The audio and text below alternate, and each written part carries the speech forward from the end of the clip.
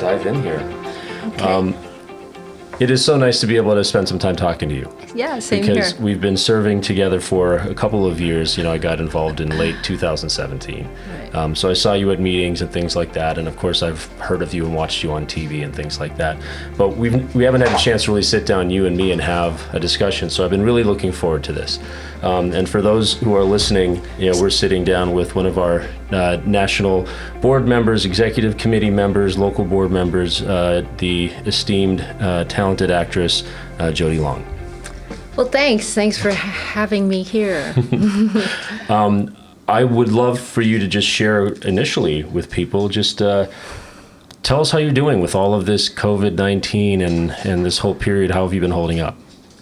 I've been really good. Yeah. I was so busy up until right before, everything shut down. Mm-hmm. I was working out of town while I was in New Jersey, and then I was back, at home in New York, and then I continued in New York. I did a Netflix show. I was doing plays, and then I did a new Netflix series. Mm-hmm.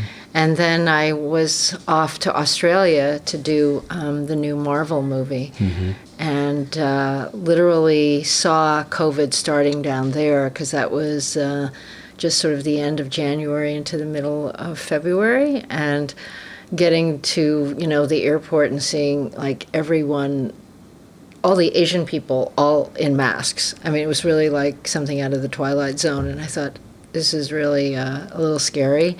And I was in Sydney Harbor, and it was Chinese New Year's, and all these Chinese people literally were coming into the hotel with masks. And I just thought, I've never seen anything like this. I mean, I've been to China, I've been to Japan the year before, and yeah, you see occasionally people having masks, but not like this. Mm-hmm. So coming back, I knew it was going to be bad, and all my friends were like, oh, Jodi, it's going to be over in a month. And I was like, I don't think so. Mm-hmm. We're going to be shut down for a while, I think. Do you want me to grab the dog? No, he's great. Just Sorry. exploring. There's a dog. Come here. Boo Boo Ganesh walking around. Yeah, Boo Boo Ganesh. So to answer your question, I just have been getting a lot of stuff done, Mm-hmm. like files and cleaning closets. And I went out and I bought an electric guitar and learning how to play electric guitar. So I'm having so much fun and getting to do things that I don't normally get to do because I'm so busy all the time. Mm-hmm. And even with my union service and my service with all these other groups, it's all on Zoom. Mm-hmm. So I don't have to travel. You come from a artistic family. That is correct. Yeah, your parents were involved in show business as well. Yep. Yeah. So what was that like growing up? Now your father was. Well, he's Australian, Mm-hmm. so he's Chinese Scottish, Mm-hmm. born there, and he was a tap dancer. That's right. And my mom... And a professional golfer eventually. Yeah, he became a golf pro when he decided not to be an actor anymore. It was hard. It was hard to be Chinese, and he was very mixed looking. So, he would go to auditions. They'd go for Chinese, and they go, you look American Indian. Mm-hmm. And then he'd go for American Indian. And oh, you look Eskimo. Mm-hmm. So I think it really got to him after a while. He was a very talented man, Mm-hmm. kind of ahead of his time. Mm-hmm. And so he ended up meeting my mother. My mother is Japanese American, and she was in an internment camp during the war. Oh, wow. And got out by her own moxie, just wrote everyone she knew, and never had been anywhere, and got on a train to New York City, because that was the only place a Japanese American could go Mm-hmm. without being put back into an internment camp. Mm-hmm. And I'm sorry, Boo, you're going to have to shush. And anyway, so she just got a job as a clerk, essentially, and then saw an ad in a paper for a showgirl dancer at a nightclub that was all Asian. Is that the China doll? I was a China doll in New York City, and it was run by the mafia. Was and, it really? Yeah.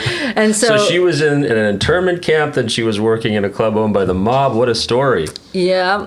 And then my dad was tap dancing with a tap dancing duo called the Wing Brothers. They were kind of like the Nicholas Brothers, right? But it was sort of more of a variety act. And so she met my dad there And then when they hooked up, they formed their own comedy nightclub duo. They kind of did everything. You know, my father did impressions and sang and danced, and my mother looked good and and sort of danced and you know, did comedy with him. How did it impact her to be in that internment camp? How long was she there? She was there, I think, just like over a year. Oh man, what do you? Yeah, and she was like 18. She had just graduated high school. So that was like really hard, and they lost everything. You know, they could only take what they could carry on the train. And, you know, my mom passed away a couple years ago. And I was working, I get a little, anyway, and the social worker called me, and he said, I think it's, you know, your mom's time. And I was like, how do you know that? And I'm in Los Angeles working. And he says, well, she asked for all the windows and doors to be opened. And I was like, is that what people ask for when they're dying, when they're about to go? And he says, yeah, I've heard this before. And then he told me that she said that the internment camp experience was the trauma of her life.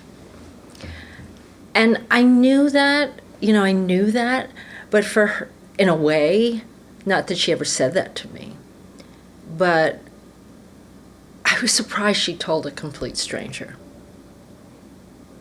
Because Japanese, you know, they're very sort of close to the chest, even though my mother was not typically Japanese American, because she was in show business. But I think that, I mean, that's when I realized how deep it had really gone for her. And to hear that.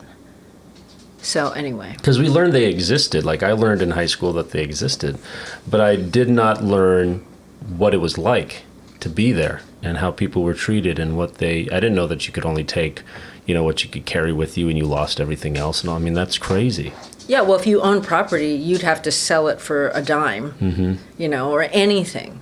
So the Japanese Americans were really financially strapped, most of them, by the time they got out.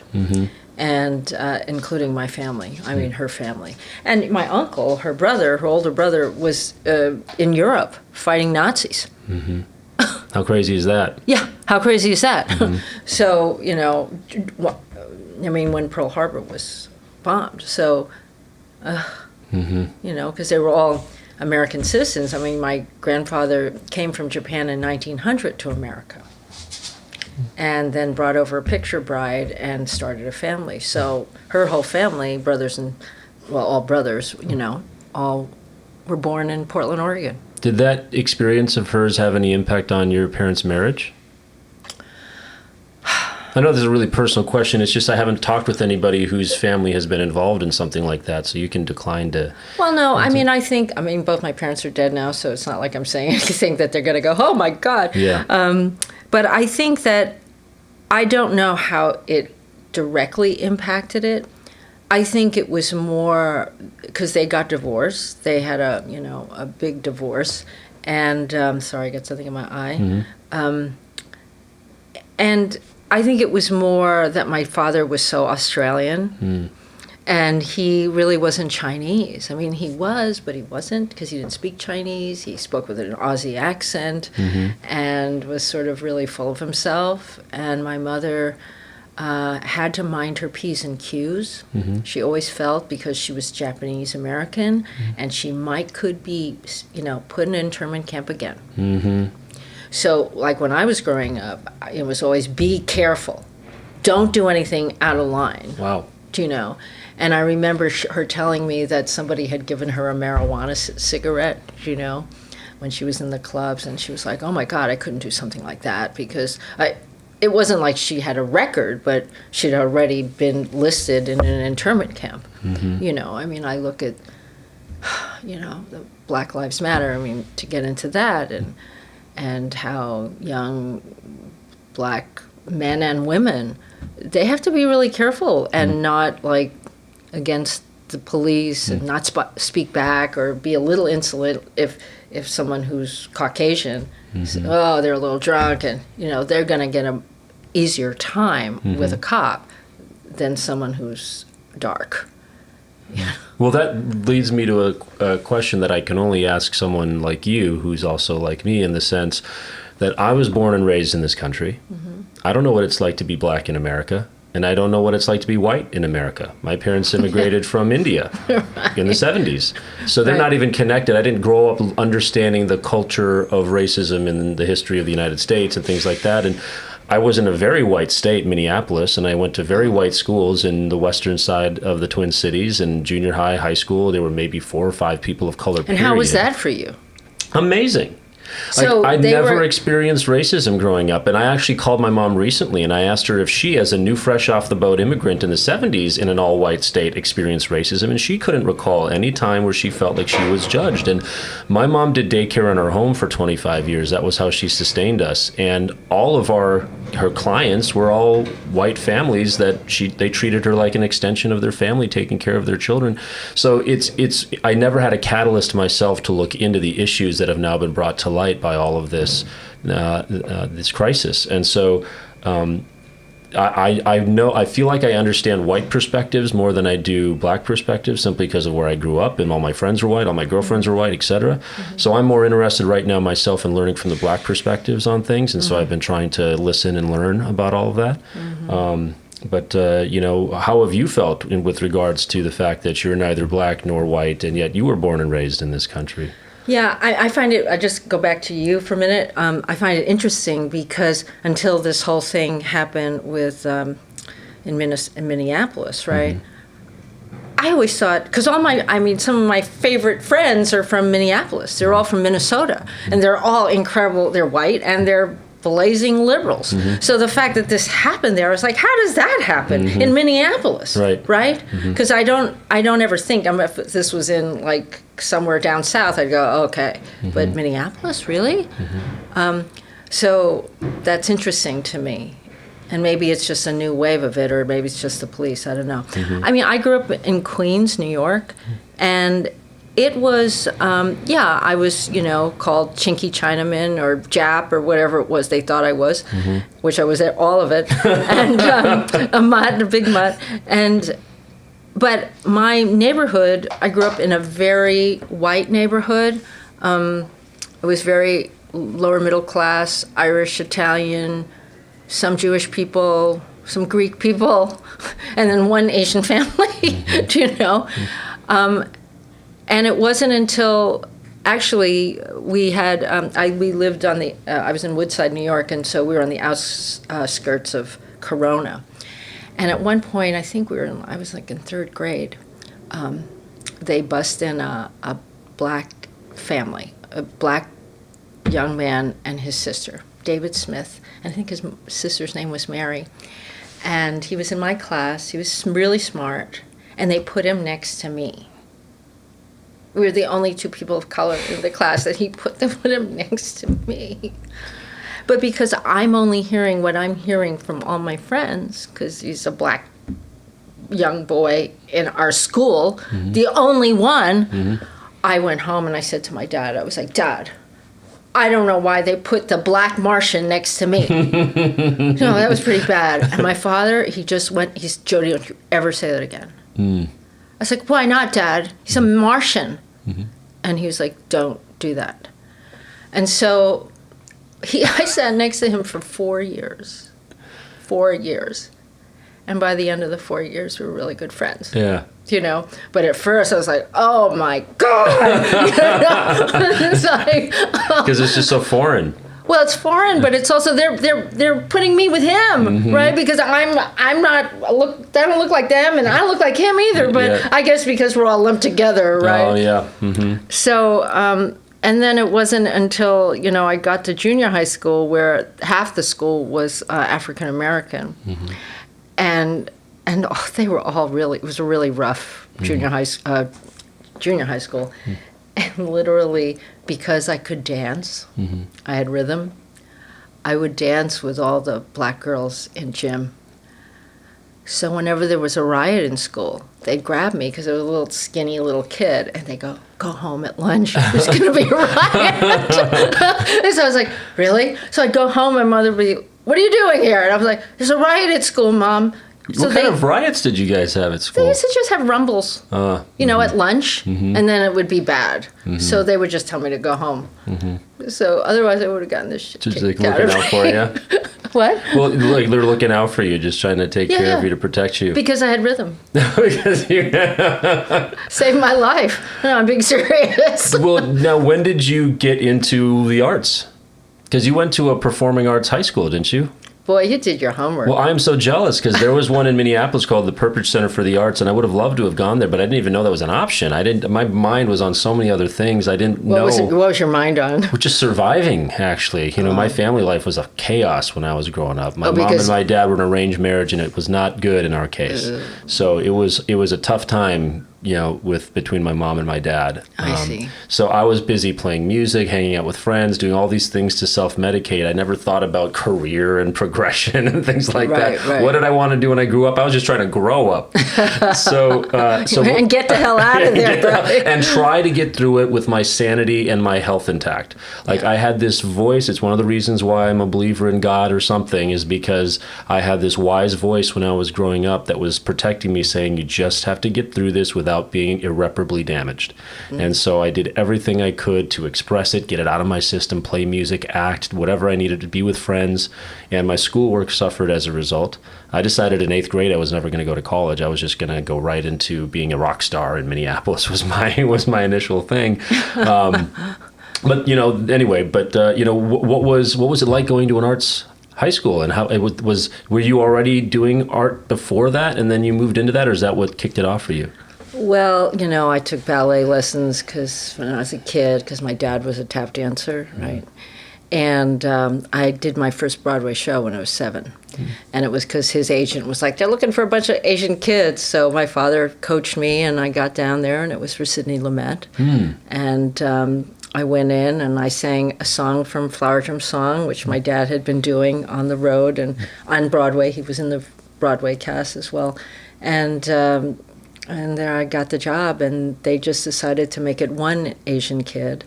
So there I was working with Tom Bosley and Martin Balsam, and who else was in that? Dorothy Loudon. It was like all these people, big Broadway musical. And that was my first job. So, wow. And my name was on the billboard, where Cats was. So, and then after that, I did Flower Drum Song on the road with my dad as the little kid in it, And then my mother was like, you got to stop this. She's not going to travel anymore. So I went to school, and that's when I got into performing arts. But that was because, I wanted to go to Harvard and be a lawyer, or, I had gotten into Bronx High School of Science, which is a pretty brainy school. You take a test, and I thought, geez, if I go there, I'll be like on the lower 50%. And if I go to performing arts, I'll be in the top 10. So I went there, but that's when I literally got hooked. I had a great acting teacher, and I decided I wanted to be an actress, much to my parents' dismay, my mother's especially. Really? Because being artists themselves, they didn't want you to pursue that path? No, because my mother saw how hard it was for my dad, and being Asian, and like, what kind of job am I going to get? I'll be a hooker, the world of Susie Wong for the rest of my life, and she really didn't want that for me. And my father, he was more of the mind, like, you just got to do what you love. And I still carry that with me, because I'm so lucky that I've had the career that I've had. It's not been without its ups and downs, and it's not been without its, moments when you just want to throw the towel in. But at looking back, because I've got a lot of years to look back on now, I just, anybody listening to this, I always say, you just got to really do what you love. And I've always believed that is what really has kept me going throughout my whole career, is that everyone has a really unique voice. And there's a lot of really great actors out there, right? But no one can say it the way I say it. And that's my gift, right? That I think that talent is about getting out of your own way, right? And allowing the energy or the humanity, everything to come through you, right? So when you see someone, they go, oh, that person's not talented, it's because their inhibitions or the terrible imprint that they have from their parents or from whomever said that they can't do it, or they're not talented, or they can't sing, or they whatever it is, right? That goes away. You kind of let that go, and then you can allow it to come out and channel it to come out. My experience, just as an educator and a performer, has been exactly along those lines, that you can be the most skilled performer, you can have a great team, but so often it's our own minds and our own hearts that get in the way. Absolutely. Yeah. You see it with the athletes, right? The athlete that does the triple Lutz in the air. It's their mind that when they're up, oh shit, I'm not going to make it, and then they fall. And it's like going, I'm going to do this because I know how to do it. I've done it 40,000 times, and what? Well, so do you have any advice for people about how to keep their mind focused on their art to get rid of those inhibitions and to get out of their own way? Do you have any advice for performers? For me, you have to work on your craft. You have to work on your instrument, right? So that it's free. So you're free to be in the moment, to have a moment and feel something, to have the confidence to know that whatever that moment is going to be fine, right? That you're not judging yourself. And I just find, all my work and the work that I've written and stuff is about imprints, right? How are we imprinted? There's great imprints, and then there's not so great imprints. So how do we evolve and go beyond the negative imprints?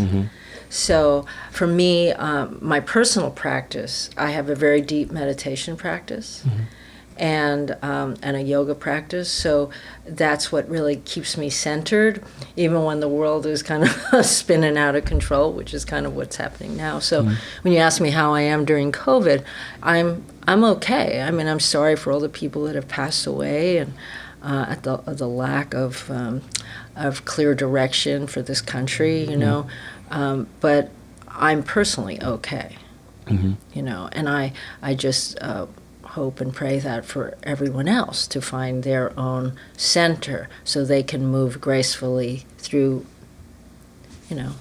challenging times. How did you, there's so many things that you mentioned that I want to weave back in to talk about, but the just going chronologically forward then, so you went to this performing arts high school, and then you went to college. And what did you study at college? I went to an arts college. I went into a professional program at Purchase College, which I was the first class there. And it was either go to Juilliard or go to, I guess it was Carnegie at the time, Northwestern, Yale, but they didn't have an undergraduate program, right? I wanted to go to Yale, but they were like, well, you have to wait till you get to your master's. I was like, oh, darn. And so I decided to go to Purchase because I wanted to get out of my mother's house. And if I went to Juilliard... So went all the way to New York. No. I just went upstate. Exactly, right. But if I went to Juilliard, which we definitely couldn't have afforded, I would have had to live with my mother at home. And I definitely didn't want to do that. So I was like, let me out of here. So it's like an Angelino going to college in like San Francisco or something. Angelina. Like a Los Angelino going to like Northern California. Yeah, not quite. It was more like Santa Barbara. Oh, okay. Because it's only like hours. an hour and a half. Hour really, north of the city. But I got to live, on campus and get out of my mother's apartment. So I love my mother dearly, but at that moment in time, I was just like, get me out of here. So yeah, I had a 4-year, conservatory program. And then where did you go from there, and how did you end up in the industry on camera? Well, while I was there, I got my first job, and it was a TV movie for PBS. It was called Jade Snow. James Hong played my father, and Frida Foshen played my sister. And I was so green. And I didn't think they were going to let me do it because they were like, no, you can't work and go to school at the same time. But it somehow worked out. So I could have got my SAG card with that job, but I didn't want to spend the money. I think it was like $500 at the time or whatever it was. And I just said, I'm going to get another job. I'll just wait. Mm-hmm. I could use the money. Mm-hmm. So I did. And I think maybe, and then the next year I graduated. And there was that moment where, do I go to Yale and get an MFA? Mm-hmm. And I thought, I'm done with school. I don't ever want to write another paper. I am going into the city and I'm going to make it my mark. So that's what I did. Yeah.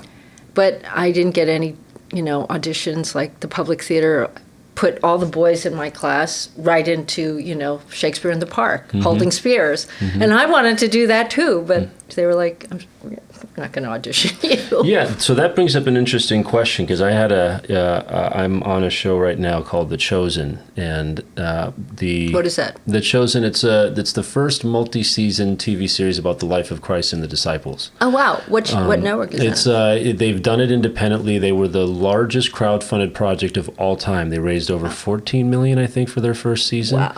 Yeah, and so we filmed the first season in 2 chunks, 4 episodes, and now we've got the first 4 of season 2 funded. But in the first season, the role of Nicodemus was played by Eric Avari, and Eric is, in East Indian ethnic actor, and he was working in New York for a long time. And he described to me the difference and the change in the industry from when he used to just go down to the house and hang out with what was that? The documentary Casting By. What was the casting director who had that house and worked with, casting all those movies with like Julie Taylor and what's the guy behind Manhattan? I'm forgetting his name. The Jewish talking fast iconic filmmaker that I'm forgetting. Woody Allen. Woody Allen. My brain. Yeah, but they would work casting Woody Allen films. But it's like Julia Taylor. Julia Taylor, and then there's the other one. I'm forgetting her name. It was like the grandma, like the grand. Yeah, Julia Taylor and. Okay, yeah, right. It'll come back to me. They talk about her in the documentary Casting By. But anyway, like he said, it was such a different industry back then, and then of course he's watched it evolve over these years. And so for you, and as an East Indian performer, in that New York market back then, like you've seen the evolution of the industry over these years, and so how would you, so 2 questions: how have you seen the industry evolve? And the second question would be, have you been mainly relegated to roles that were specific to your ethnic look, or have you had a lot of kind of open ethnicity opportunities as well? Well, being at school in the conservatory program, I wasn't getting cast a lot because Marion Doherty. That's who there I was you thinking. go. There you go. Yes. It takes me a second. Juliet was under Marion. Mm-hmm. God, it's been a long time. I wasn't getting cast, and so I just started to get so mad in college. Now, like, we're in college. It's not like it's a commercial thing. Mm-hmm. So I produced a whole series of plays where it was cast, colorblind. I wouldn't say colorblind because it was only me and Elmore James, who was black in my class, everybody else was white. But I was like, no, we're just going to do, that's it. Mm-hmm. So then once they saw that, I started getting cast because I was so determined. Mm-hmm. So by the time I got out of school, I was trying to get a commercial agent. I was going up for commercials, the young Asian mother, blah, blah, blah. Mm-hmm. I couldn't really, I did a lot of off-Broadway theater just to get seen. And in those days, what was different was that you could do a showcase and casting people would come down. Mm-hmm. Or agents would come down. So that was how you kind of did it in those days. What does that mean, Broadway, off-Broadway, off-Broadway? I've always heard those terms, but I don't know what that means. Well, Broadway is where you're on Broadway. You're working a Broadway contract, mm-hmm. right? Off-Broadway is something like the Public Theater, Manhattan Theater Club, Lincoln Center has a Broadway, but also has 2 off-Broadway theaters. So it's tiers of prestige, is that what tiers of money? Yeah, tiers of prestige, but also tiers of your contract in terms of money, right? So how big the theater is, what their budget is. But there's a lot of very prestigious theaters in New York City that are off-Broadway theaters. And then you get to the off-Broadway theaters, which, you're lucky if they're paying you $125 a week or something like that. And so I did a lot of that. And I would just go in, and even when I was, just getting out of school, I would go to all those equity open calls. And I remember going in for one for our town. And I walked in and they said, "So what part are you reading for?" And I said, "It's Emily, right? Emily in our town." I said, "Emily?" And they literally just went, "Oh, no. We're not doing the play like that." I said, "Like what?" I mean, I had a lot of balls in those days because I was like, "What are you talking about? I can play Emily," right? And so that's kind of how I was. And so I did a lot of theater, a lot of off-Broadway theater, a lot of regional theater. I did a lot of shows all over the United States, playing anything from Titania to Cherie and Bus Stop to Helena and Midsummer Night's Dream. I did the gamut, and it was really, I learned my craft as a stage actor. But it was also, I had a lot of fun. The only problem is that you can't really make a living. You're just living hand to mouth doing theater like that. But I played mostly non-traditional roles until I got cast in my first David Henry Hwang play at the Public Theater. And that was the first time I had ever been in a cast that was all Asian. And so that was like, oh, wow. We'd go to Chinatown and, the food would come out and Tai Ma and John Lone and everybody. And before the dish hit the table, all the chopsticks, the food would be gone. So if you weren't fast enough with your chopsticks, gone. So very different thing when you're doing a show like that. So was that weird for you? Because there's a student and a friend that I have who created an amazing YouTube channel called B-Funk, and her name is Shivani Bhagwan, and she and her friend Chaya, they blended contemporary hip-hop dance with Bhangra, which is a traditional Indian dance. And they started putting these videos up, and now they have way over 1 million followers or subscribers or something. And they had this party to celebrate their 1 millionth subscribers. And they had all these different dance groups, and it was like an Indian bazaar. It was like they rented this warehouse space, and they just filled it with all this stuff, and the place was packed with Indian people. And I remember being there and feeling so out of place because I'm never around all Indian people. Never. I mean, I went to some temple stuff in Indian camp when I was a child, but it's been many, many years since I've been surrounded by people who look like me. Yeah. And so if you grew up in a similar type of scenario, what was that like to be surrounded by people who, my guess is, since you were born and raised here, you had less culturally in common with people who may have been from, immigrants from... Well, they were all Asian American. They were all Asian American? Yeah, most of them were, Chinese or Japanese American in David's first play, right? So it was just... But because I'm part Scottish, I'm really tall for an Asian person. So... although there was a couple of tall Asian guys in our show, most of the times I get into an all Asian cast and I'm the tallest person there because I'm like, okay. So I felt so comfortable.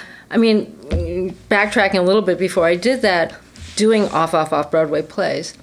My first jobs were only with the African American theater companies in New York City.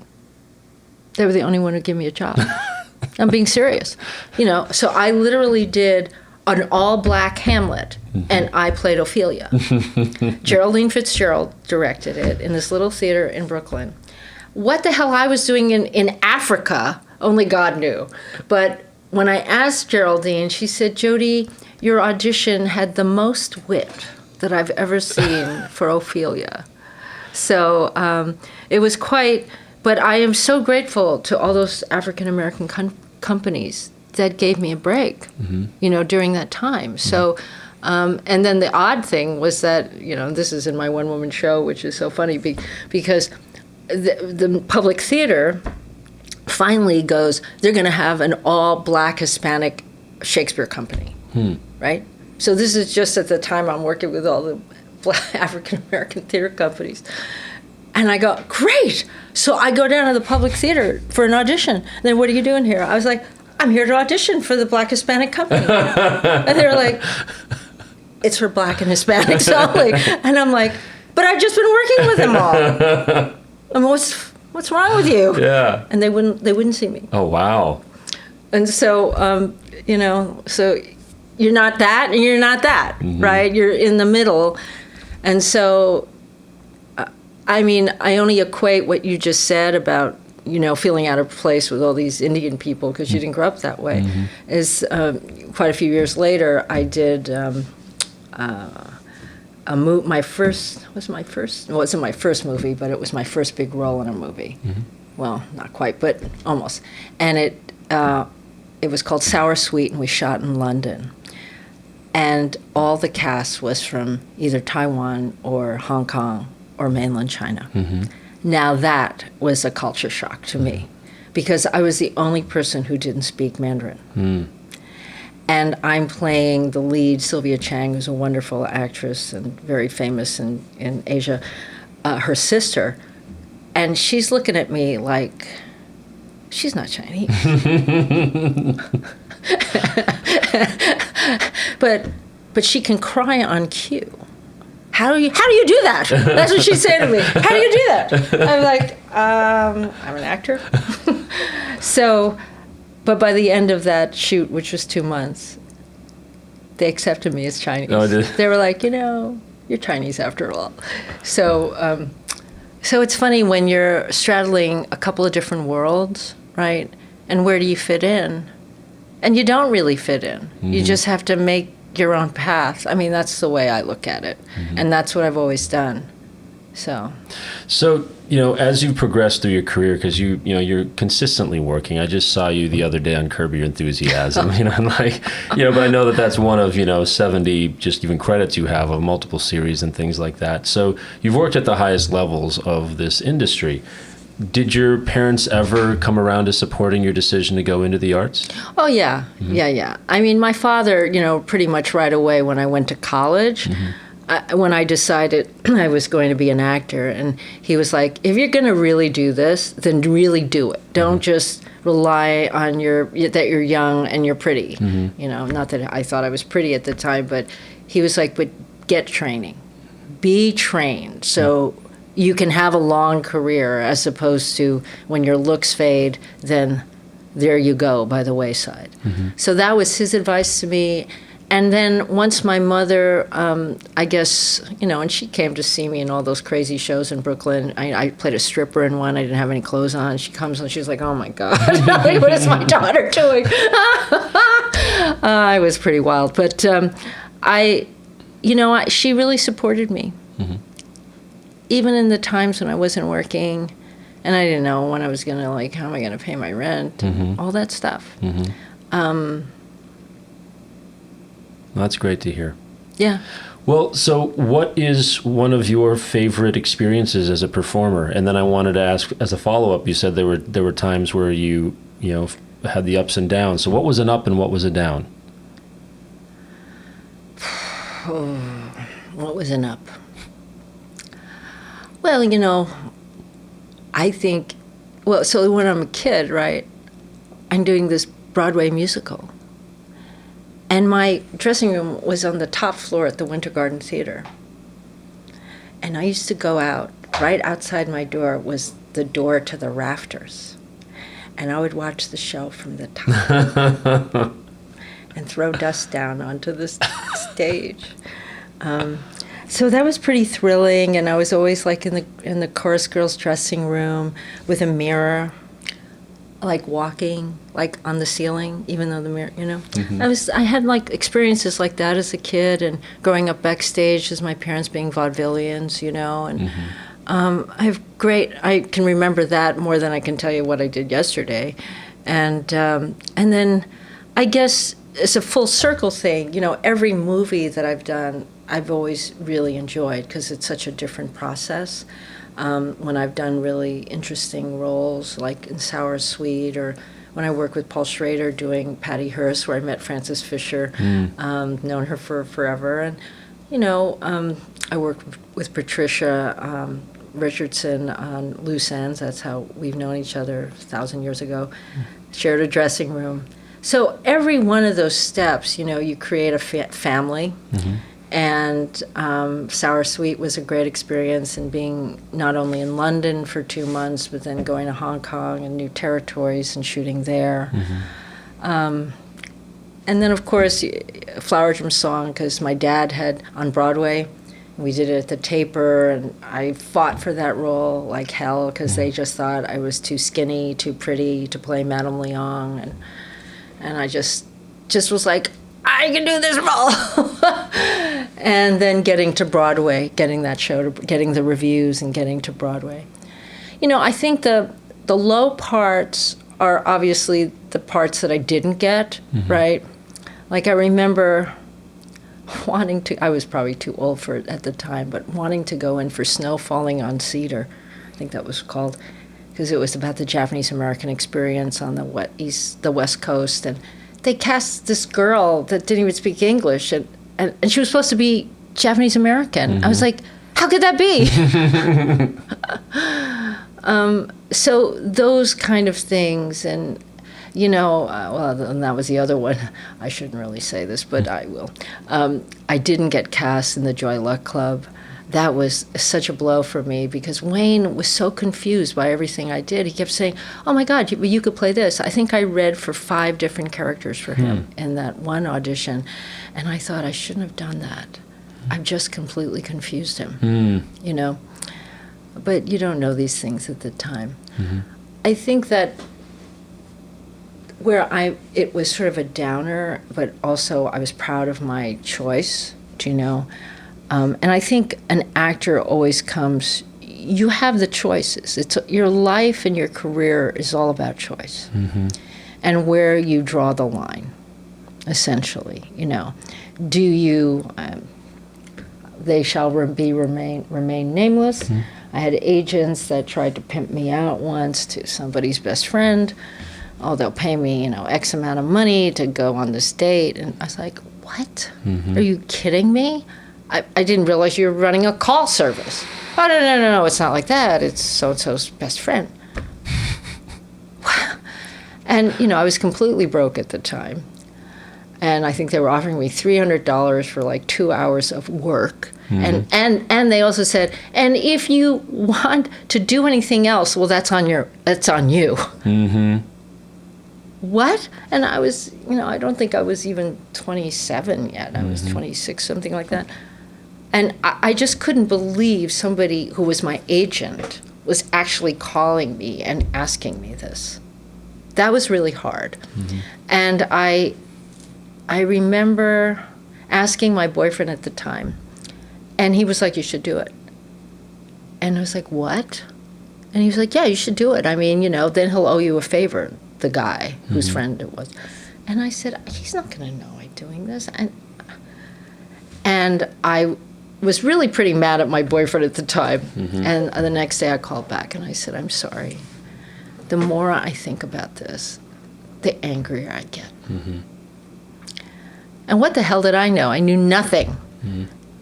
And the woman on the other side of the phone, because it's always a complicit woman who's fielding the call, right? And she said, quite frankly, I don't blame you. But I think about that as a pretty seminal moment for myself, right? So, you know, in the light of all the Me Too stuff and everything, I feel sorry for victims of people who have been sexually harassed and abused. I feel even more sorry for the people who actually went along with it and maybe got somewhere or didn't get somewhere, I don't know. And I'm not judging them. But for me, in that moment as a young actor that was just starting on my career, that was a seminal moment to like what I was willing or able to do for me. Yeah. So, Well, that leads to another, question again that, how has your experience been as a woman in the industry, apart from any ethnicity? Like, just as that's an example of something that, I mean, not that it doesn't happen to men too, but, since, bringing up the Me Too movement, like, how has your experience been as a woman in the industry? well, I just, I look at it this way. Men will be men, and I'm, heterosexual, and so men will hit on me, and it's like, okay, well, so that's what you're doing.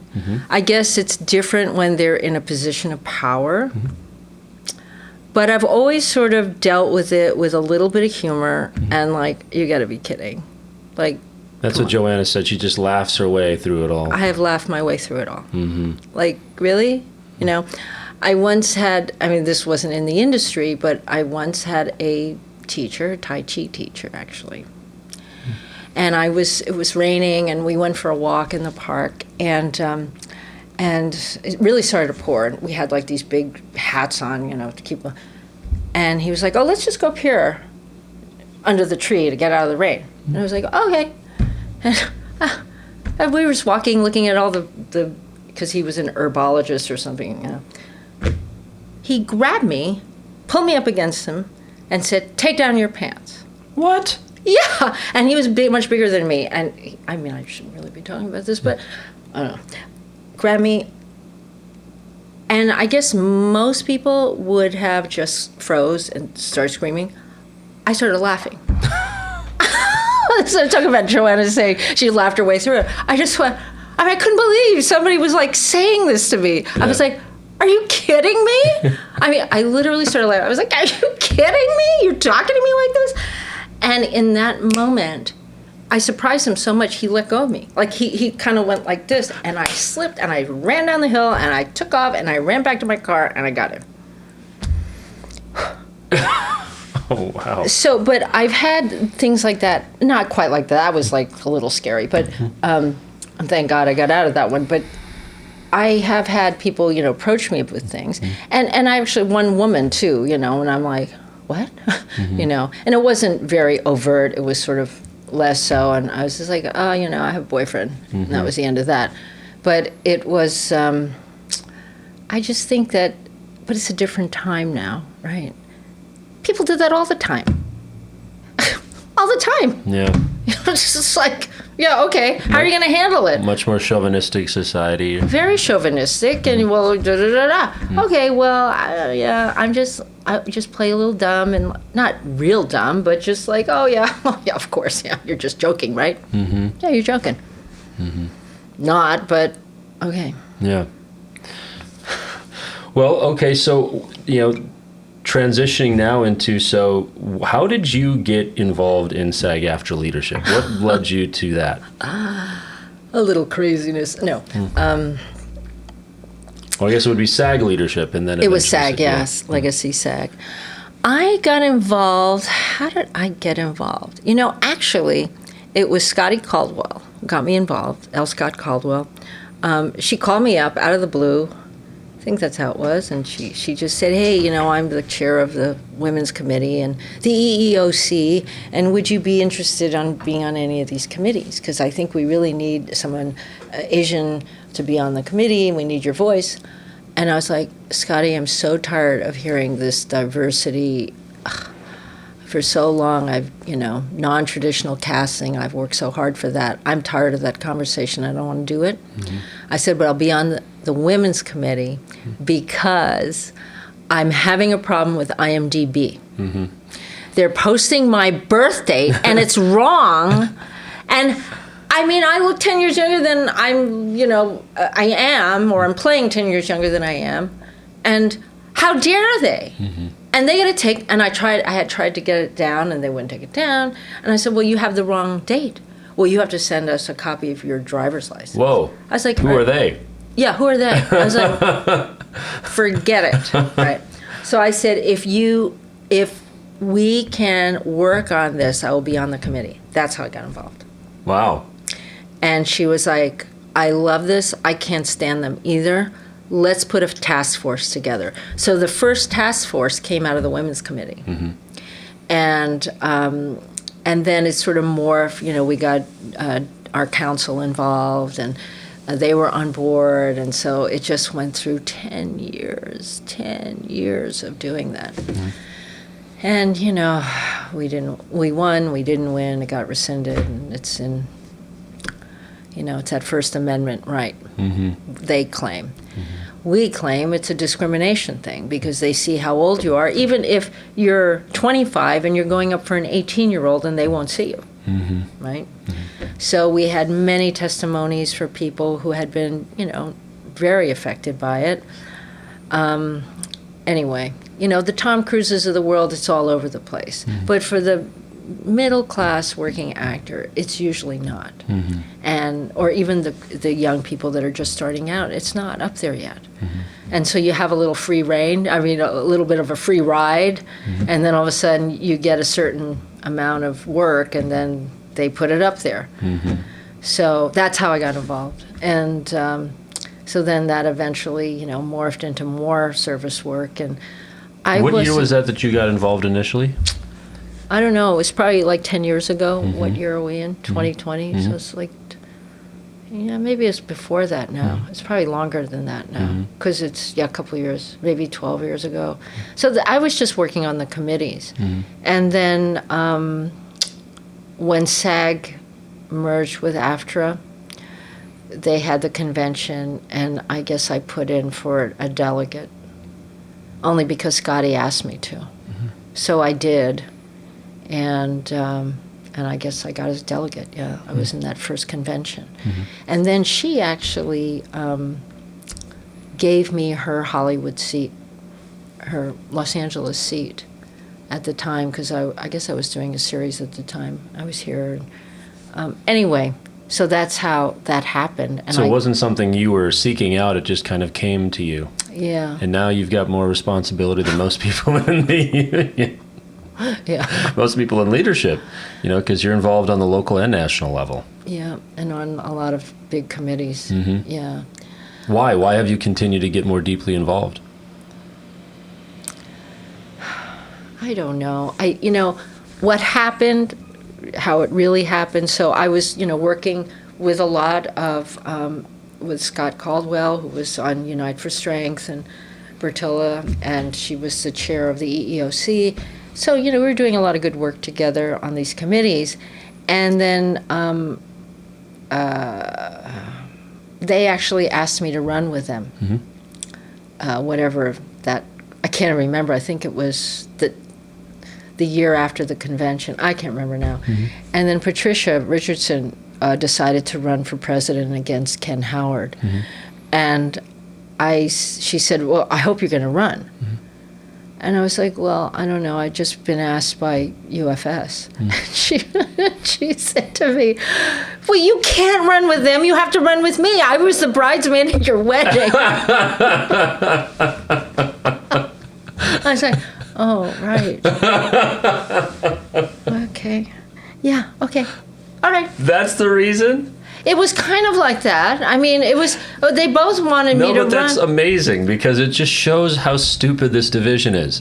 It's like, just because of that reason, now you are associated with the brand or a label that gives some people a feeling that they can't relate to you, or they can't work with you, or that you stand for things that you don't have any historical connection to. And all the people that I had just worked with are now like looking at me like, and Scotty said to me, I really like Scotty, a lot. And she was like, Jodi, I can't believe you're running with the other side. And I was like, Scotty, Patricia was the best, my matron of honor. I can't leave her by herself. I've known her for thousands of years, and she was like, she was so mad. She wasn't super mad at me, but she was so mad. Like, she was like, I can't believe you're doing this after all I've done, with you and for you. And I was like, did you even know what you were signing up for? No.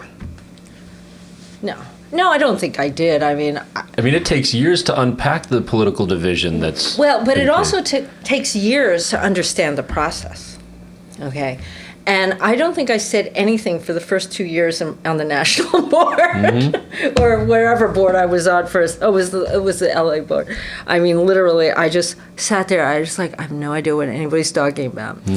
Right? Did you feel that way when you first got into the room? You're like, okay, this especially is in the national boardroom, it's big just learning curve, right?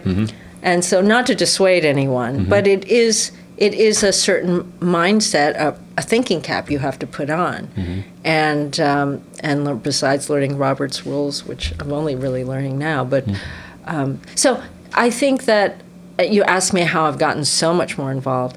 I started getting asked to be on all these different committees. And I didn't really want to do it much more. But because I think that I have a certain level voice in a room, and I work a lot of the contracts, or I have in the past, so I have the experience, so people were like, well, you want to be on this committee. And I've done some committees that I've just literally walked off of because I just, it's too much. I mean, now I'm on the executive committee, and the negotiating committee. I'm sort of sidled my way out of the EEOC. I'm still there. So you didn't want to be there, but then you got pulled into it, and now you're sidling out of it. Well, we did a lot of great work at the EEOC, Yeah. and I think I'm most proud of producing the first unconscious bias workshop for the PGA at the PGA's produced by at Sony Studios. That was 5 years ago, something like that. So I'm very proud of that work, and even bringing unconscious bias to SAG-AFTRA. And we brought it to the EEOC, and we had Julianne Crommett there, who's just brilliant. She's now at Disney. She started at Google as a unconscious bias facilitator, and now she's head of diversity, whatever, at Disney. And but it's so interesting when people start to see where their own biases are, and it's unconscious, right? So you go into a room for an actor, right? You're like, I am perfect for this part. I am perfect for this part. I'm going to get this job. And yet, what you're up against is the writer has written that part based on their Aunt Millie, who is a redhead. Sometimes you can knock that out of their head. But if they're really attached to it, it's hard. Yeah. So you need a lot of wide open thinking to have wide open casting.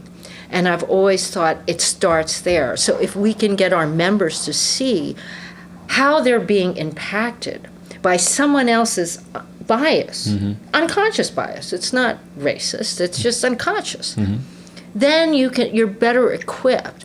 And then we took it to the next degree, so, how have things changed in the industry? Well, we didn't have cell phones then. We could shoot our own auditions and shoot our own little movies and yada yada.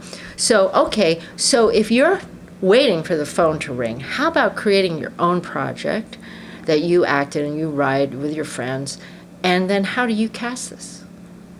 Do you cast this based on your Aunt Millie, who's a redhead or green hair? Or do you think, you know what, I'm going to open this up because I want a wide variety of people in my little 7-minute film, right? And I think it's more interesting to have it X, Y, and Z, or different ages, or whatever it is. Yeah, I guess it depends whether you're doing it more for you or for the audience. Or how about representing what you actually see in the world? I don't know. I just think it's always an interesting conversation. And until people start to at least understand it, that's where change starts. I'm always about shifting the conversation. Like, how do you shift it by your portrayal, right? So by casting me, I always say, look, the moment I walk out on stage, they see an Asian woman. But if I'm really doing my job, by the end of it, they just see a woman who's going through these particular set of circumstances, right? Who's just like the people sitting in the audience. So that's always been my raison d'etre. Like, how do we change the conversation through our humanity, through the choices we make and the projects we do, and also through if we're creating projects for other people, or just being aware that the people who are casting you, it's not completely their fault. But you have to be, one agent told me this when I was very young. He told me he wasn't going to take me, big agent in New York, and he said, Jodi, I'm sorry, I'm not going to represent you, but you realize you're going to have to work 10 times harder than the average blonde-haired, blue-eyed gal that walks into my office. I have no doubt you're talented. And I thought, well, great, that doesn't do me any good right now, because I need an agent right now. Right. So I did feel like that. I did feel like that growing up, is that I did have to work harder to get the same credit. Yeah. Yeah. Absolutely. Now, it isn't just union leadership, because you also are in a leadership position of one of the local film festivals as well, right? What's the full name of it? The Los Angeles Asian Pacific Film Festival. There we go. I didn't want to butcher it, so I'm glad you said it. Yeah. How long has that been going on? We're in our 50th year. 50th? Yeah. I've not been there that long. No. I'm no longer president. I was president for a long time. It's actually, the name of the organization is called Visual Communications. It's been around for 50 years. The film festival, I think we're going on our 34th year, something like that.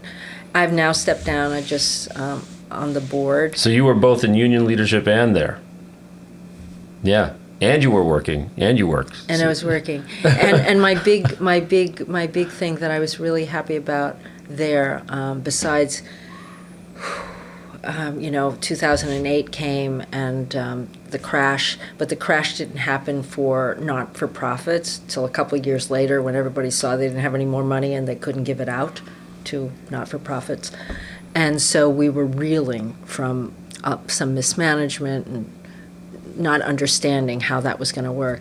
And we came back financially, and also I got, with the help of some other Academy members, so I'm an Academy member, we got Visual Communications, Los Angeles, accredited for Academy consideration. Amazing. Yeah, the first for an Asian film festival. So it was a really big thing. So it draws a lot of applications to us, submissions, exponential growth. So that was for me, I was like very happy to step down. That you made your mark. Well, I didn't make my mark, but I did something good. I thought I did something good. So I want to do good things for the communities that I'm part of, right? In the industry. So, moving into the more robust conversation about the union, what I love about what you just shared with me, which I didn't know, which was just the arbitrary fashion in which you ended up in a association with a slate or whatever. From your perspective, why does this division persist? Why do we have, because a lot of people don't even know that there is a division, or they're confused by it and they don't know what to think. And so, why are we split? Why do we have these political parties? Because it isn't in every local, right? A lot of locals, they're very small. They just, whoever shows up basically gets the seat, because a lot of those locals, they run uncontested and they end up in positions of leadership. It's only in some of the bigger locals where there are some, competitive elections for people to get in positions. And my experience is that, sure, there may have been real reasons for members to be at odds over important issues like, merging with AFTRA. Like, that's a big change to something that goes back to 1933. Like, I can understand there would be differences of opinion on that. But once that's done, then why do there continue to be divisions?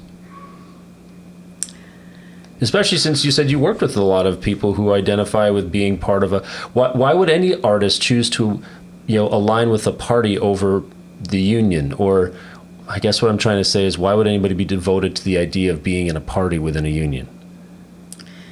Well, I think there are some really fundamental differences between the two parties. Okay, and I've expressed this before. I think in part it goes back to SAG and AFTRA, right?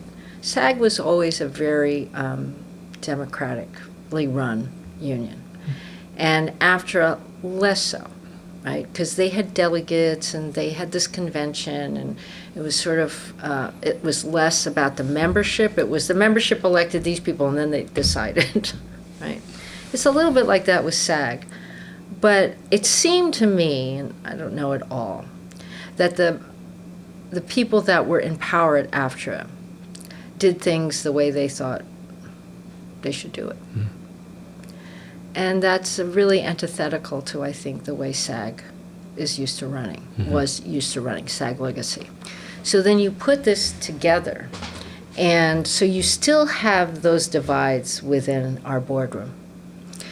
And because the former leadership of SAG, there was a lot of bad blood and a lot of divisive behavior, I think. Okay, I'm not pointing fingers at anyone, but there was just a lot of strife always coming out. And the national membership wanted peace. They were like, oh my God, this is embarrassing, everybody's fighting, we just need peace. So I do think that the leadership that's in power now represents that for a certain number of people within our national union.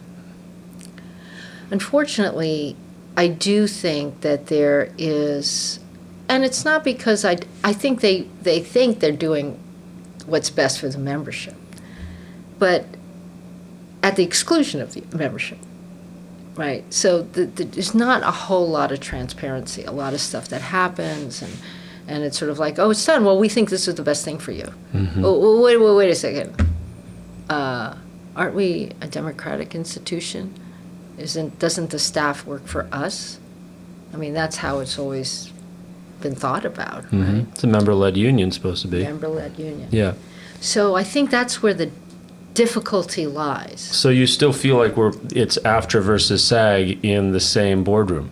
Yeah, a little bit. Yeah, and when we talk about when we talk about a party, from my experience, a lot of people end up on these pamphlets, that say membership first or unite for strength, just so haphazardly. Now suddenly they're running, hey, well, you want to run for delegate? Hey, then just sign here and boom, now you're on a pamphlet. In fact, not everybody remembers this or knows this, but in 2015, I actually ran for delegate with the Unite for Strength slate. I didn't know what I was signing up for. I had a friend from being in commercial casting. Her name is Anna Lilia, and she said, I think you'd be great, fill out this thing. I think Asaf Cohen was like telling me to sign here, whatever. I'm like, sure, I got elected. I didn't even go to the convention. I didn't even know what I was doing. So I was a delegate and I didn't attend the convention, which is, I would be embarrassed by that now with what I know, but it wasn't made clear to me what I was getting involved in, what the responsibilities were, what the impact could be, what opportunities I had. It was just, to me, it was like, hey, a friend asked me to do something, and I was like, okay. Right. And so, and then the fact that when I really seriously started to understand what was going on was 2 years later, and that's when I, ran on the Membership First slate after being invited again by UFS, but then also by Membership First. So it's just strange how, my fear that whole summer was that I was going to be stained forever with the mark just because I wanted to serve. I wasn't even sure that I wanted to serve because I'm doing a lot of fun stuff in the conservatory. Why do I need to complicate my life and join a board, and how does that work and whatever? But it became clear that if you want to make a real change, you have to be in the room. But the price you pay for being in the room is inheriting a boatload of enemies without even doing anything. So when we talk about Membership First or even Unite for Strength, and then there's other parties and other locals around the country, like Union Strong Atlanta or Union Strong New England or United Screen Actors Nationwide in New York, it's like, who are these parties? Because it certainly isn't the lowly delegate way down the ticket. No. So who actually, when we talk about who are actually making those decisions? You mean nationally? I don't know. I mean, just in these parties. The you know what I mean? In other words, I don't hold everybody on the Unite for Strength who signed to run on the Unite for Strength slate. Right. They're not making the decisions. No. It's a handful of people making the decisions. Well, the people at the top of the Unite for Strength. Yes. Right. I mean, it's a small group of people that are actually responsible for continuing this divisive mentality. Because if you remove those people from making the decisions, I'm not saying remove them from union service, but if you remove those that are, let's just say, have accumulated so much political baggage that they cannot put those aside anymore. They're still playing out the battles of a decade or two ago. And then people like me enter leadership just trying to be of service, and we get pulled in to this maelstrom. So, whenever I think, whenever I talk about they, in my mind, and what I try to distinguish is it's not like some of my awesome friends that just randomly ended up on that pamphlet or in that email. The they I'm really talking about are the ones that are making the decisions for that label, that brand. Yeah, and I think one of the issues I have with the Unite for Strength group is that so many of the people that are in leadership positions, they didn't get elected. They were appointed. And for me, it should be whoever's the highest vote getter should be the people in there, because these amount of people thought, that's a person I want to represent me because I've worked with them, I know them, I like them, I do whatever, right? And so that's what's always a little amazing to me. I'm like, how's that person there? They didn't even get elected as a delegate, So I think that there's why do they do that? A lot of why do they do that? Yeah, because they can.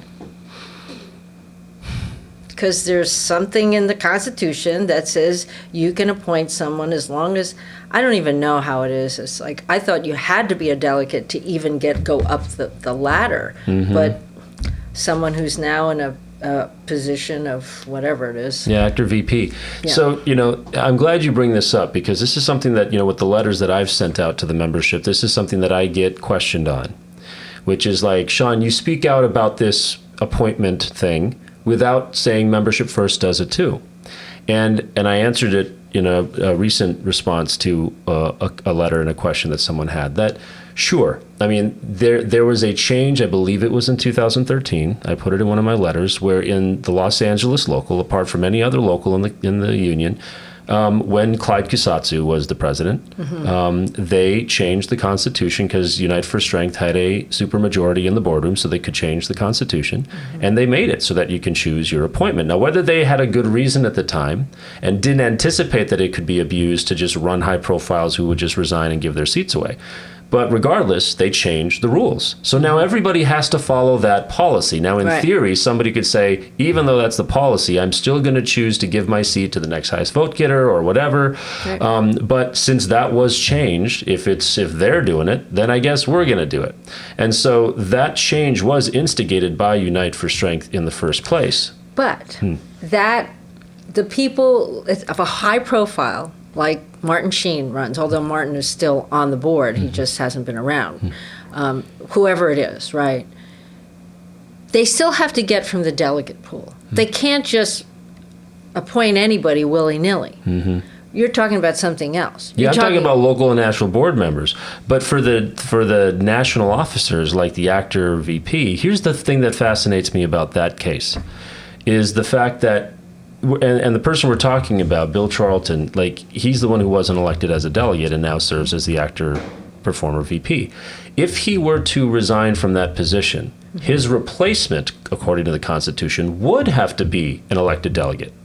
Oh, really? So his replacement would have to be one, but somehow maybe when they put the Constitution together, they never imagined that a national officer would be put forward who wasn't at least a delegate or local or national board member, so that language is missing in the Constitution, but his replacement would have to be. Right. So that is something that would need to be looked at, but that's where he was able to skirt around that particular. But the way that I think about that particular issue, and I'm glad you brought that up, is the fact that whether that's something that the membership can be proud of, whether that's a decision that the president of the union can be proud of, that I put someone in this national officer position who has so little support that he couldn't even get elected in his home local, where he's been serving in leadership by appointment for 6-7 years. Clearly, it's not resonating with the members, and yet still I'm going to put that person, it's like failing upward in a way. I'm going to put this person. Well, because that, the person who did it, one of her lieutenants or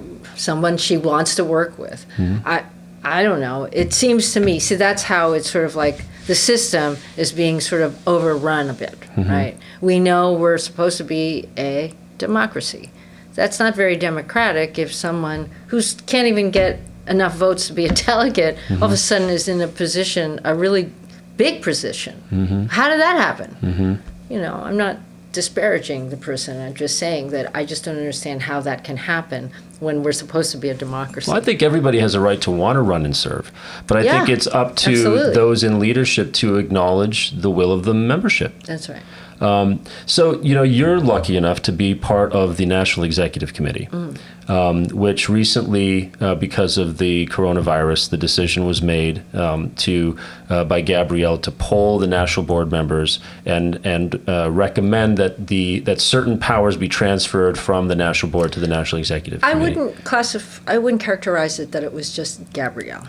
Okay, I think it was, if I remember correctly, it was a recommendation from the staff, because at the time, and this is like very beginning. But don't the staff work and report to Gabrielle and the national board? Well, yeah, but they also make recommendations to the board or whoever's, you know, and it was, at that time, it was the executive committee, and I probably can't really speak too much more of it, but I think, I lost my train of thought here. Well, so while you bring that train back on the tracks, what is the National Executive Committee, and has the National Executive Committee been, you know, a deliberative body, or has it been mainly used to rubber stamp decisions that have already been made? No, it's a deliberative body. Okay. I would say that. I think that at the time, as I say, it was like back in probably March, Zoom wasn't really, you know, people were just figuring that out. And the way I remember it, it was like, who knows if we can have a national board meeting that can be secure, right, with this many people involved. And the recommendation was to, because there was so much going on that we had to immediately address, right, because the next board meeting wasn't until April, that they wanted a smaller body to be able to make the decisions that needed to be made. And so that's why this happened, you know. And so I don't think it was a recommendation that came down. I don't know if it was particularly Gabrielle. I wouldn't say that. But, you know, the executive committee approved it, so. But as the president, doesn't she have a strong voice to say whether that should happen or not? Yes and no, because I do think that people can say what they want to say. Now, the other faction, Membership First, is in the minority on that executive board and also in the national board. So. And primarily because Membership First is pretty much an LA only political faction. Right, so that, you know, it's not like these parties don't permeate throughout every of the 25 locals. No. Yeah. No, I mean, I think there's some allies within the other locals, but they're not called Membership First. No, you know. So, but I think that,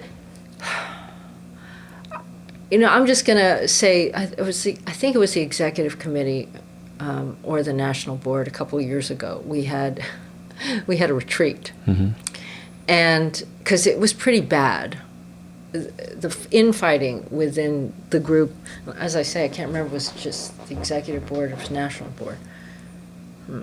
Anyway, and they brought in these mediators that actually were mediators for gangs in Los Angeles.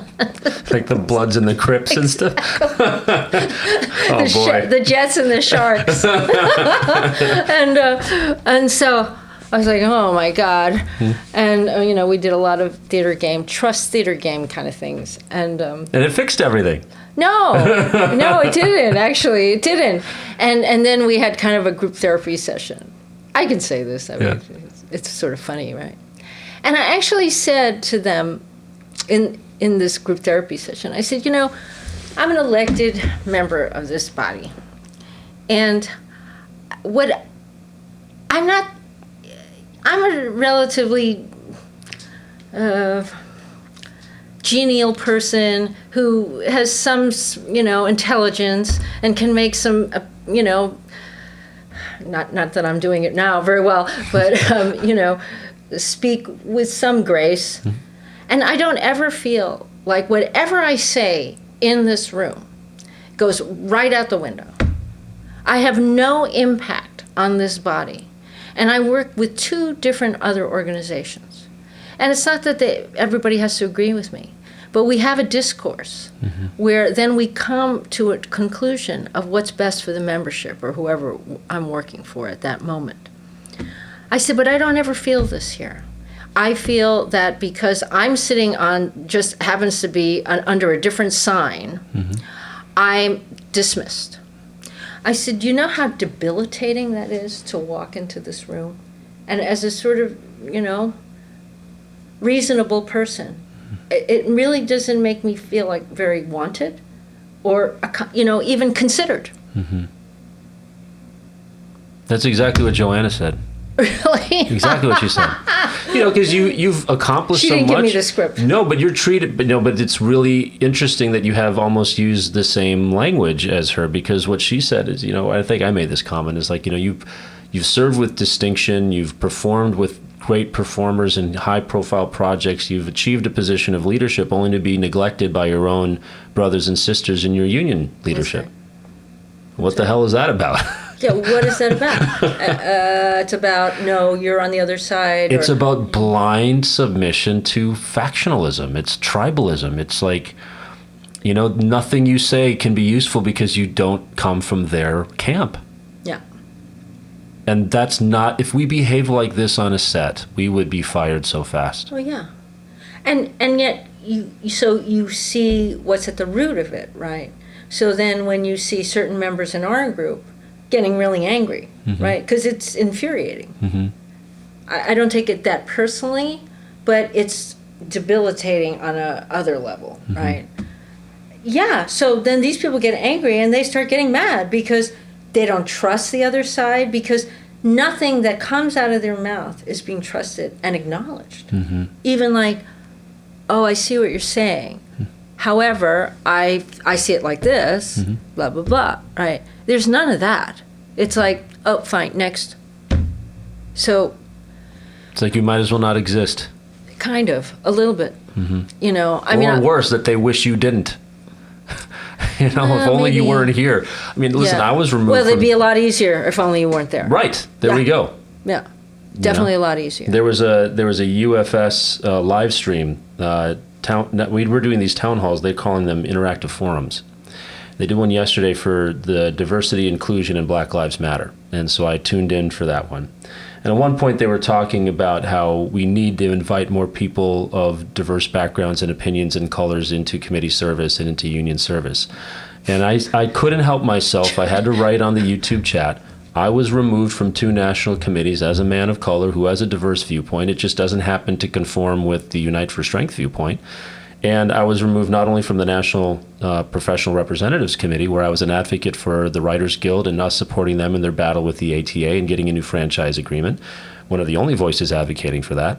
And then I was also removed from the National Conservatory Committee, where I think it's pretty clear to the Los Angeles membership that I've played a key role in the revitalization of our Los Angeles Conservatory program. So to not even be included on the National Conservatory Committee when I was already seated, of course it was political punishment, and I said so in the middle of the national boardroom. But you can't then say on a stream to the people that you welcome diverse and people of color into committee service. If the asterisk said, if you agree with us. Yes, right. They don't welcome diverse opinions. No, just diverse looking faces. Diverse looking faces, yeah. Central casting. Well, what has kept you engaged then? If you've been encountering this kind of resistance or that kind of treatment, what keeps you showing up? Stupidity. Obligation. Banging my head against the wall. Loyalty to friends. No, I mean, to be honest, I'm slowly going to be, Well, you've done 10 years. Yeah, and I feel like this last committee work that I've been doing, it's the first time I felt like I've had a voice that has maybe influenced some things. Oh, great. Yeah. But that's, for whatever reason, I don't know, you know. Because I worked a lot of the contracts, I think, and can speak to it from experience. Mm-hmm. I don't know. I worry for this union Mm-hmm. because I do feel like we've lost somewhat of our way. And we have to, I think, get back to, well, first of all, engaging more people. Mm-hmm. That's really important. And not just high-profile people. I've just like people who want to work and understand what this is about and help get us back to a democratic union. Mm-hmm. I feel that way about our country as well, because our democratic ideals and constitution are being eroded, and I feel the same way about SAG-AFTRA at times. Mm-hmm. It's not all the time, but I'm just like, really, guys? Come on. Well, I can just see it in your body language too. Is you know, it, what am I? just shrinking, just getting smaller and smaller. But Yeah. it's a heavy weight because we all do this as volunteers because we love what we do and we Yeah. love those we do it with. Nobody gets paid. And Yeah. It's, you know, and I love all you guys. I mean, and I just think that there's got to be a shift. So if Jodi Long could wave a magic wand and fix everything, what would be some immediate magical changes you would make? Like changes to the way the National Board operates or the Constitution or convention or just either culture or committees? What would be some reforms or some changes you would just institute? I think it's got to start at the top in that we've got to stop the negative discourse in the national board and the local boards. Let's start there, okay? Because sometimes the vitriol that comes out of people's mouths, I'm just like, oh, come on, guys, this is not getting us anywhere. Mm-hmm. And that applies to membership first people absolutely, as well. Yeah. both sides. Mm-hmm. And because when you're not in a position of power, you get angry, right? I just told you, it's debilitating. Well, and if you ignore somebody who's angry, it only makes them angrier. That's right. Yeah. But then you take the anger and then you just go, but it's all bad, or then the negativity comes out, and that doesn't sway minds in a room. Mm-hmm. Doesn't. I always look at how do I approach what I'm going to say to make it have an effect. Because when you talk, you just want to have the effect that they could consider something else. Mm-hmm. They don't have to agree with you, but just consider it from this point of view, and then maybe it might change your mind. It may not, but at least I have a fighting chance, right? Mm-hmm. So I think that's the first thing that has to go.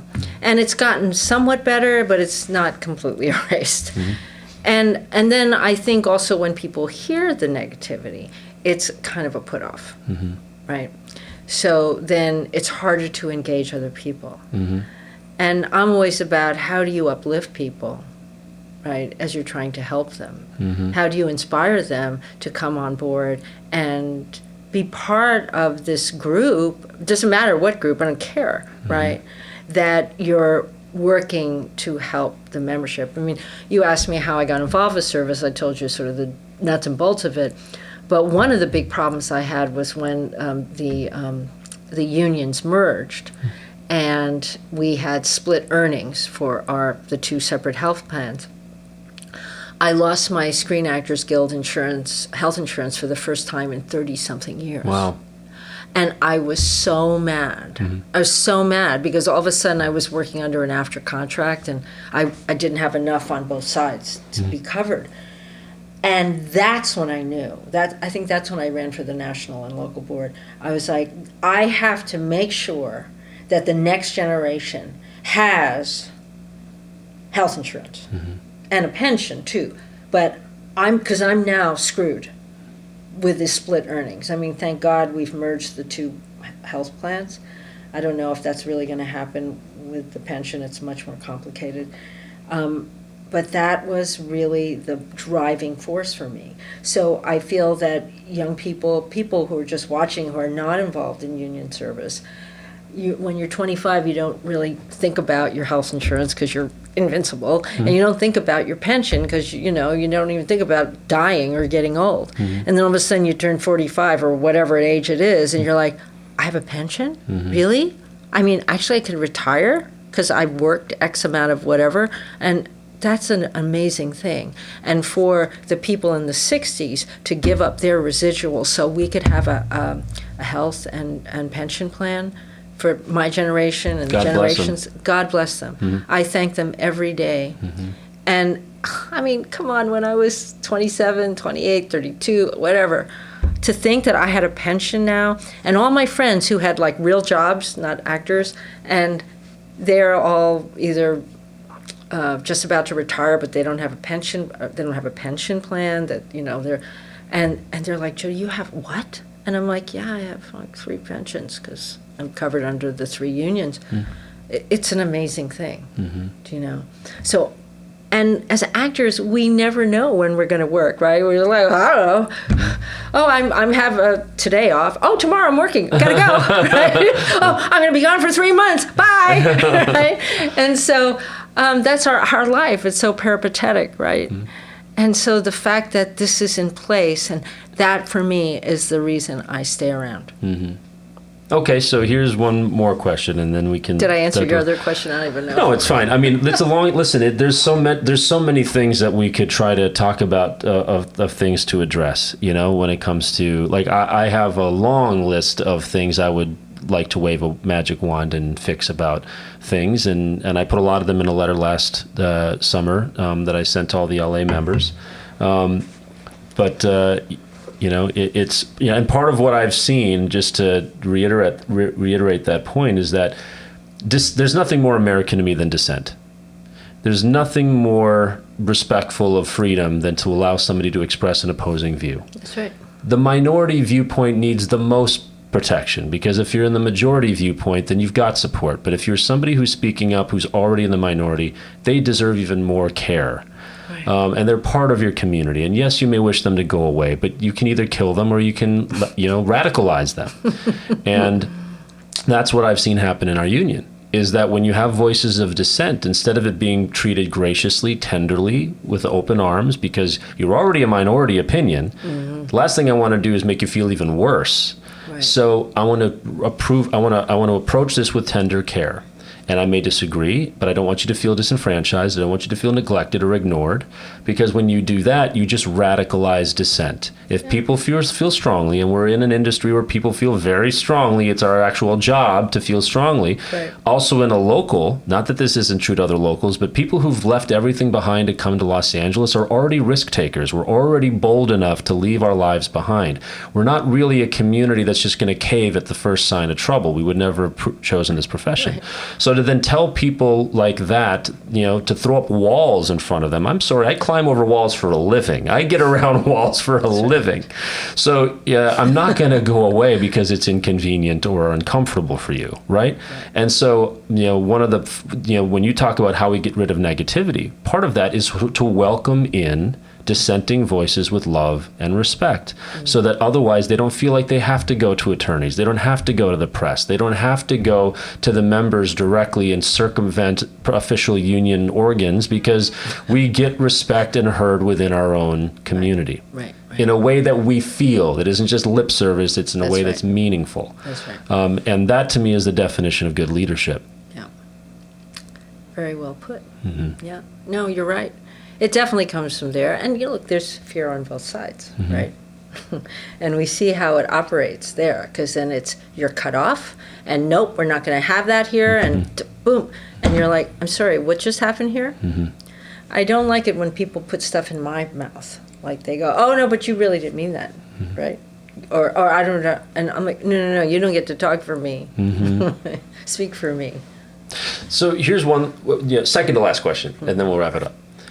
The second to last question is, you ran for Secretary-Treasurer last year. Yes. Was that the first time you ran for one of the 2 higher offices? What was that experience like? Well, let's see, what was it like from the beginning? I went in because they needed someone to run. The person who was going to run couldn't run. And I really felt very strongly that they needed a woman, and preferably a woman of color. And I voiced that.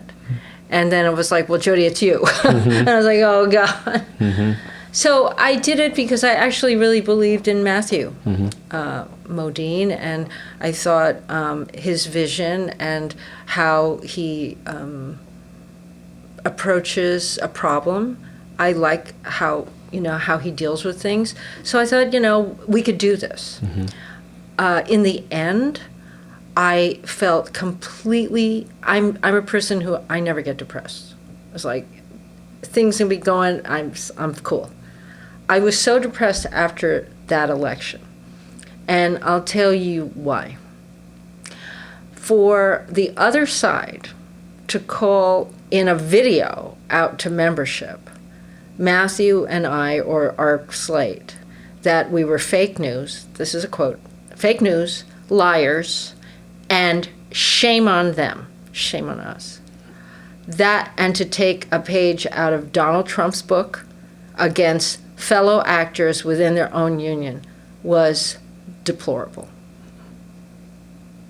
That was the hardest thing. I mean, aside from the character assassination that I felt that they were doing on Matthew, they didn't do it on me, but I was part of that. And for them to use that playbook was unacceptable. And I don't think I'll ever quite get over that. I have not confronted, because I haven't seen anyone, because I was working during that time when I was in New York, and I haven't seen anybody to actually have a conversation. But that's really how I felt. Wow. And I was so depressed for probably a month. Just because of that. Not because we lost. That would have been okay. And I also felt that, I mean, I know you're very close with Jane, or you have been, and I just felt that Jane running, and I told her that when she told me she was going to run. I said, Jane, you're going to split the vote, and all the stuff that you've worked so hard for in the last X amount of years, you can have it in the next go-round. You do this, you're not going to have anything. Not just her, we're not going to have it. We're going to lose. Oh, no, I'm going to win. And I was like, but it's not just about you. And I couldn't get through to her, and I've really not spoken to her since. I mean, not because I'm shunning her, it's just I haven't seen anybody, And so, but I thought it was really tragic, because I thought we had a really great chance. And if we, all we needed was 3,000 of her 5,000 votes, right? Yeah. And that was doable. I mean, I might not have won because, I think Cameron had the most votes out of anybody, but that'd be okay. I just thought that, because I didn't have a lot of skin in the game, because it's not about my ego. It's just about, I'll do what's duty. right. It sounds to you like it's a duty. Well, it was doing what I felt was right for the group, for what we would like to accomplish, right? And so I was like, okay. I didn't take it like... Not that I'm trying to make you feel better, but just to put out there that even if Matthew had won, the power rests in the national board. So if you don't control I don't want to use the word control because it isn't about control, but if you don't have impartial people in the national board who are making decisions independently for just putting the best interests of the union ahead of any factional dispute or age-old gripe or whatever the case may be, that's the way we can start making progress, And so the change really needs to happen at the national board level because the president can't just do whatever they want without getting the assent of the national board. That's right. Yeah. But it's also reaching out to local national members in our other locals. And that's where, because we have been so Los Angeles-centric, right? Because that's where most of the members are from us. And I think... I'm hoping that there can be more outreach and stuff. We're at a disadvantage because they get to fly Gabrielle and Cameron all around the country to see the locals. So they have a relationship right there that's paid for them. We do that. We have to pay for it ourselves and X, Y, and Z. And you can't even get the word out to the members because they control communications and whatever. Yeah. I mean, I think that they have a smooth machine running over there with our communications department. Not so smooth that they didn't still lose control of the largest local in the union. Well, yes, but that's true. But what I'm saying nationally, what goes out in our SAG-AFTRA magazine, which I'm like, who reads this? I don't know. I've never I've ever read it in all my years. Oh, but that's me, Well, if it was really full of really good, relevant, important information, I think more people would want to read it. I don't find it to be particularly useful. It seems to just be an organ of propaganda and pictures of our president and whoever they want to have in there. Right. So there's only so many times you can see one person's photograph before you're like, I know what this person looks like at this point. I'm good. I get it. And stop, giving me everything is great. Yeah. That's the other thing I was going to say is that, like you said, that it is tough to hear people who are speaking with anger and negativity, even if their message is good, even if their facts are right. It's hard to sit next to someone who's screaming at you. Like I like to say, people would rather sit next to someone who is whispering, I hate you, than to sit next to someone who's screaming, I love you. So their tone is a big deal. But what is also maddening is for someone to tell you everything is great when you know it's not. And that galvanizes a lot of people into service is like, I know what you're saying isn't true. Right. And I resent that you would even try to make that case to me because it feels disrespectful of reality for so many of our members to behave that way. So I would love, though, for us to finish on a high note. Okay. And the high note is, what would you say to younger members now who don't know what SAG was like, right? We've had thousands of members join since merger, and a lot of people who are younger. So what would you say, because, yes, we have our challenges, and yes, we have that, but what would you say to encourage younger people to get involved in union service?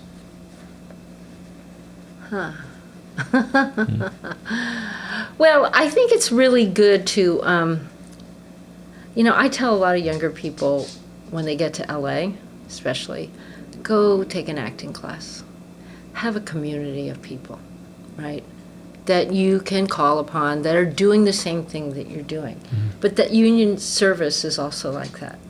It's just that you're also helping people on the way. You're creating a community for yourself, or hopefully you're creating it. Like you start to find people that you're like in tune with, right? Like, I probably never would have met you just walking in and out of the building, right? Totally, yeah. At all, right? But because now we're talking and all this stuff, and, that sounds right to me, and, in the board rooms and stuff. I think it's important to have community across the board. And especially when you have people who are doing, because what we do is challenging, right? It's hard. And what I also love, with our group, we have such a wide range of age, right, and experience. And that is something you just don't see everywhere.